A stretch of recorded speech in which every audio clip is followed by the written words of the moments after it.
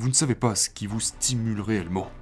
Ce que Abraham Maslow appelle les voix impulsives. Vous avez ces petites voix à l'intérieur de vous qui disent « J'aime ça, j'adore ça, c'est ce qui me stimule réellement ». Mais vous n'écoutez pas ces voix. Ces voix sont noyées par les réseaux sociaux, par vos parents, par le monde entier. Donc vous ne savez pas qui vous êtes. Vous n'avez pas besoin de lire des livres sur la nature humaine ou d'en faire un sujet d'étude. Il vous suffit de vous regarder vous-même et vous découvrirez tout ce que vous devez savoir. Que vous avez aussi les défauts que vous remarquez et faites remarquer chez les autres. Maintenant, personne ne dira que c'est facile. Si c'était facile, tout le monde le ferait et nous vivrions au paradis. Mais ce n'est évidemment pas le cas. La raison pour laquelle vous ne pouvez pas faire face au changement, ou que vous ne pouvez pas vous regarder en face, c'est que vous avez des blocages émotionnels. Vous êtes rempli de peur.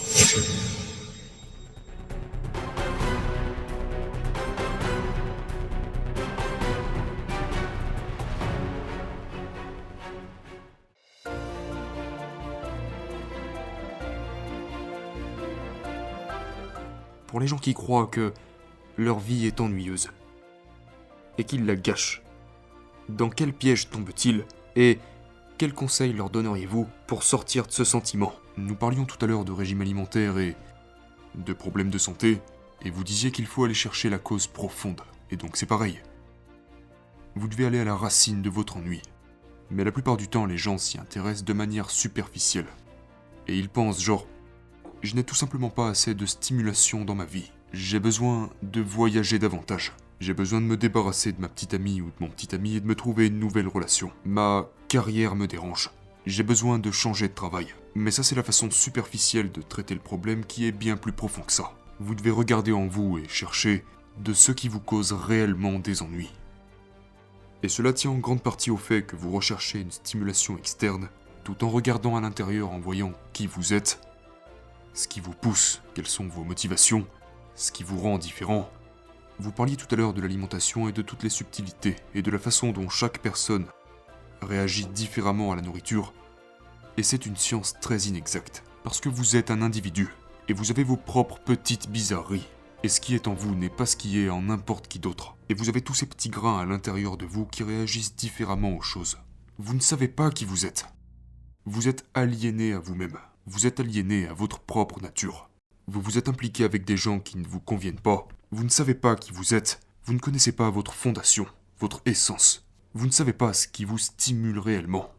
Ce que Abraham Maslow appelle les voix impulsives. Vous avez ces petites voix à l'intérieur de vous qui disent « J'aime ça, j'adore ça, c'est ce qui me stimule réellement ».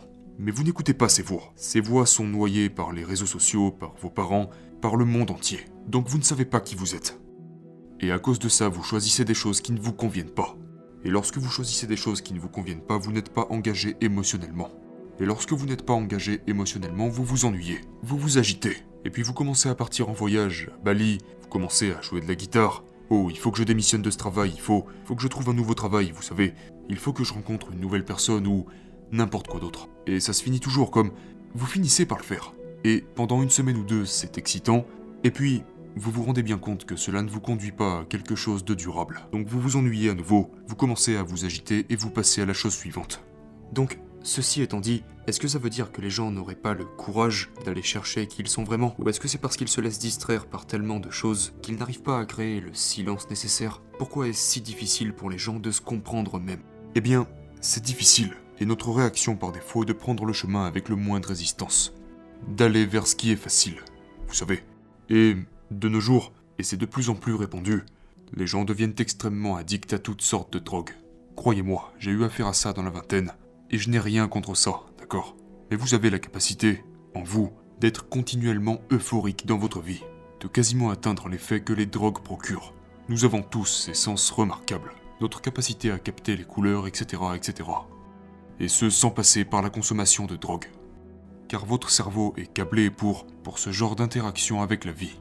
Personnellement, ce n'est pas l'effet que ça me fait. Du coup, comment pouvons-nous tirer parti de cela? Oui, parce que cela demande des efforts. Alors que prendre une pilule, c'est juste la chose facile à faire. Alors que se regarder soi-même et s'introspecter, ça requiert des efforts et ça requiert de la douleur, d'accord? Parce que, quand je me regarde moi-même, comme je le fais tous les jours lors de ma méditation matinale, tu as beaucoup de problèmes. Pourquoi ces pensées reviennent sans cesse? Tu penses que tu es génial, mais tu n'es pas si génial que ça. Et votre esprit commence à trouver tous vos petits problèmes. Et c'est à nous de travailler dessus. Donc ma méditation de ce matin même, je pensais, ton problème Robert, c'est que tu ne sais pas lâcher prise. Tu dois pouvoir lâcher prise. Lâche prise. Et puis à chaque fois qu'une nouvelle pensée me venait, je me disais, il faut que tu lâches prise. Mais c'est douloureux parce que vous réalisez quels sont vos blocages, quelles sont vos limites, qu'est-ce que vous faites mal. Nous ne voulons pas nous faire face.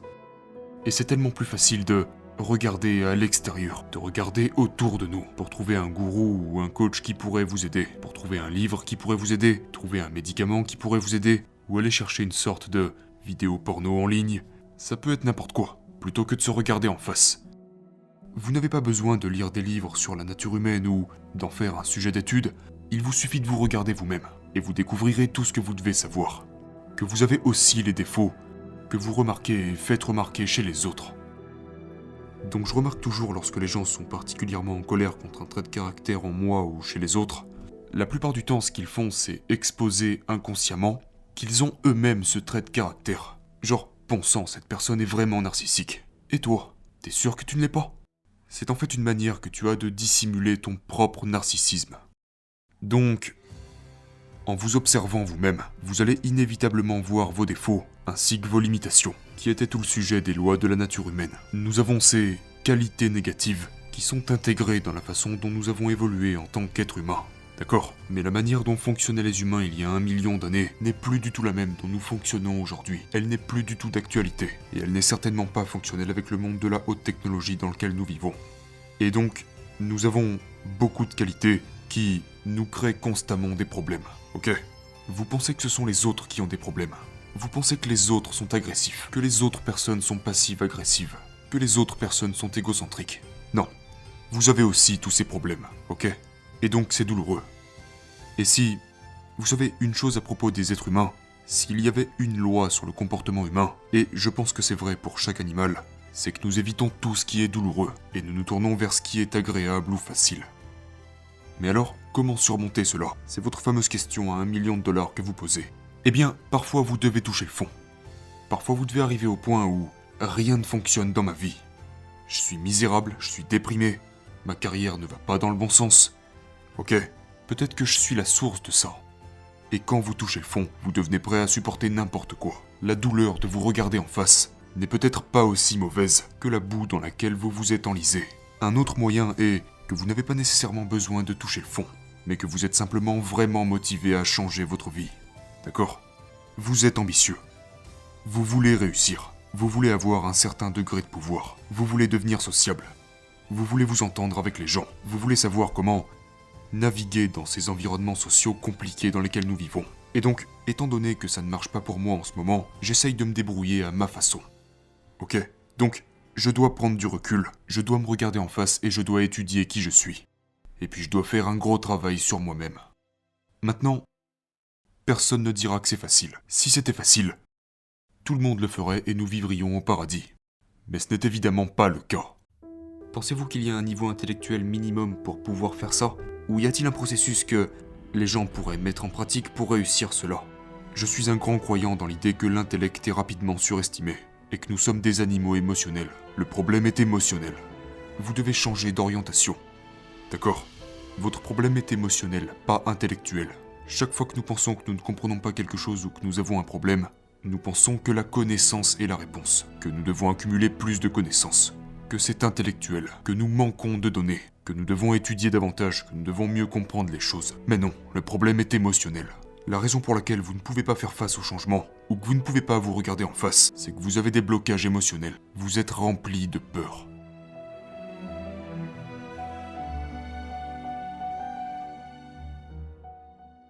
Maintenant, il y a des émotions qui sont très positives, comme la confiance, comme l'audace, comme l'intrépidité, comme l'ouverture à l'expérience de l'aventure.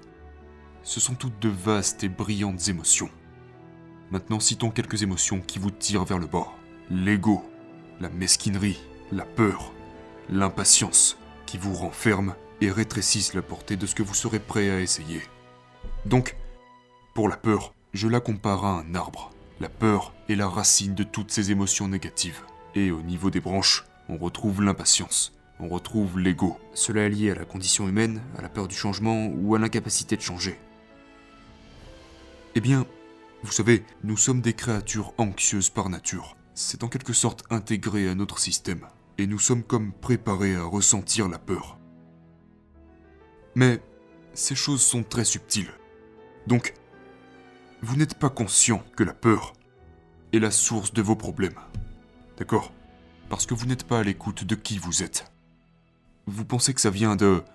vous pensez que vous n'en savez pas assez sur le monde.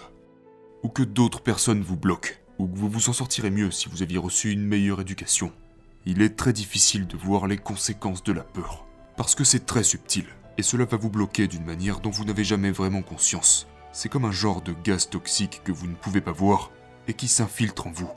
Donc, pour en revenir à quand je parle des différentes manières de gérer le changement, qui est une question extrêmement importante, surtout dans un monde qui change si vite, n'est-ce pas ? Eh bien, vous devez être capable d'être ouvert à ce qui se passe dans le moment présent. Les gens, les événements, etc., etc. Mais à cause de la peur, on prend de plus en plus et de plus en plus de retard. On se retrouve enfermé dans le passé. Et vous pensez que les idées que vous avez sont exactement la réalité. Sauf que vous ne faites pas attention aux choses qui sont autour de vous. Parce que prêter attention est dur, c'est difficile, et cela signifie abandonner certaines de vos idées les plus chères sur le monde, et simplement être ouvert à l'expérience. Donc avec les gens par exemple, disons que je travaille avec vous Tom, d'accord ? Et que nous travaillons ensemble depuis environ 1 an. J'ai une certaine impression de vous, ok ?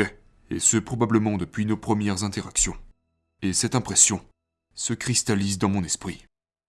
Et lorsque je traite avec vous, je revois toujours ce genre d'image que j'ai de vous. Et du coup, je ne fais pas attention à qui vous êtes en ce moment, de la manière dont vous avez changé, de la manière dont les choses se sont adaptées. Le truc, c'est que peut-être que ma première impression était fausse, peut-être que vous êtes en fait assez différent. Mais cela demande du courage, et cela demande des efforts pour être pleinement dans le moment présent et dire « Je ne sais pas. Je ne sais pas qui est Tom Bilieux. Je ne sais pas vraiment qui il est. Je ne sais pas ce qui motive ses comportements. Et c'est à ça que je dois faire attention. » Mais cette idée que je puisse connaître la réponse provient en fait de la peur.